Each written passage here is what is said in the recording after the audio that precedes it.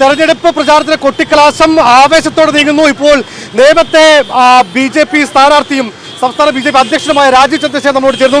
രാജീവ്, എങ്ങനെയുണ്ട് ഈ അവസാന നിമിഷത്തെ ഒരു ആവേശമൊക്കെ?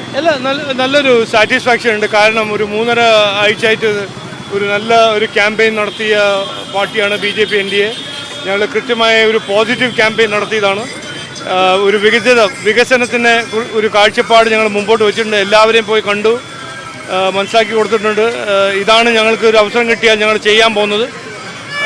അപ്പോൾ അത് ജനങ്ങൾ ഏറ്റെടുത്തിരിക്കുന്നു.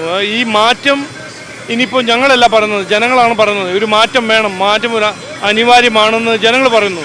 പിന്നെ വികസനം, വിവാദങ്ങളെല്ലാം നമുക്ക് ആവശ്യം. ജനങ്ങളുടെ ഭാവിക്ക് വേണ്ടി പുതിയ അവസരങ്ങളുള്ളൊരു ഭാവിക്ക് വേണ്ടി ഒരു വികസനം ഇവിടെ കൊണ്ടുവരണമെന്ന് ജനങ്ങൾ ഏറ്റെടുത്തിരിക്കുന്നത്. അപ്പോൾ ഞങ്ങൾ മുമ്പോട്ട് വയ്ക്കുന്നത്, ഞങ്ങൾക്ക് അതിനെക്കുറിച്ചൊരു കാഴ്ചപ്പാടുണ്ട്. അത് ഞങ്ങൾക്കൊരു അവസരം തന്നാൽ ഞങ്ങൾ ചെയ്യാൻ കഴിവുണ്ട്, താല്പര്യമുണ്ടെന്ന് ഞങ്ങൾ കൃത്യമായി എല്ലാവരും പോയി കണ്ട് പറഞ്ഞ ഒരു 3.5 ആഴ്ച ഞങ്ങളത് ചെയ്തു. അപ്പോൾ ഒരു സാറ്റിസ്ഫാക്ഷൻ ഉണ്ട്, ഒരു നല്ല അന്തരീക്ഷം, ജനങ്ങളുടെ ഒരു പിന്തുണയും കിട്ടുന്നുണ്ടെന്നാണ് ഞങ്ങളുടെ അഭിപ്രായം.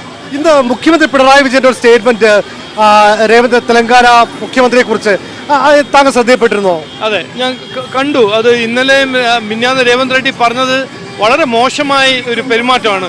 ഒരു സംസ്ഥാനത്തിൻ്റെ മുഖ്യമന്ത്രി, ഞാൻ നമ്മുടെ മുഖ്യമന്ത്രി പിണറായി വിജയൻ്റെ എതിരെ കുറേ കാര്യങ്ങൾ പറഞ്ഞിട്ടുണ്ട്. പക്ഷേ വ്യക്തിപരമായ ഞങ്ങൾ അങ്ങനെയൊന്നും പറയില്ല.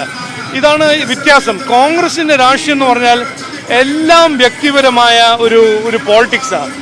നുണയും വ്യക്തിപരമായ അറ്റാക്കും ഓരോന്ന് പറഞ്ഞ് ഈ രാഷ്ട്രീയത്തിൻ്റെ ഒരു സ്റ്റാൻഡേർഡ് തന്നെ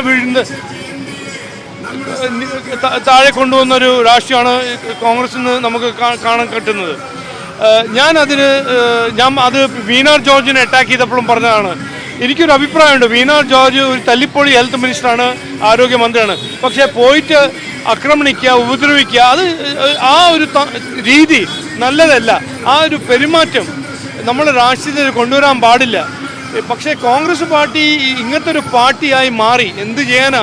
ഇത് രാഹുൽ ഗാന്ധി അങ്ങനെ നയിക്കുമ്പോൾ കോൺഗ്രസ് പാർട്ടീൻ്റെ DNA മാറിയിട്ടുണ്ട്.